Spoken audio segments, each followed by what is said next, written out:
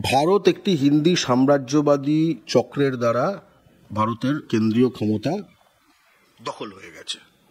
হিন্দি সাম্রাজ্যবাদী শক্তি বলতে কি বোঝানো হয়? এমন একটি শক্তি যার একটি পুঁজি বাহু আছে, যেটা হচ্ছে মারোয়ারি এবং গুজরাটি পুঁজি, আর একটা জনসংখ্যা বাহু আছে। সেই জনসংখ্যাটা বাহু হচ্ছে হিন্দি উর্দু বলয়ের যে বিস্ফারিত জনসংখ্যা। এর সম্মিলিত শক্তিকে বলা হয় হিন্দি সাম্রাজ্যবাদ। এবং তারা এই যে আমাদের যে বৈচিত্র্যের ভারতবর্ষ, এটিকে সম্পূর্ণ নিজের করায়ত্তে রাখতে চায়। পুঁজির বাহুটা বললাম, যে কারণে এই পোর্ট, বন্দর, বিমানবন্দর, খনি এগুলো অহিন্দি অঞ্চলে নিজেদের কাছে রেখে দিতে চায়।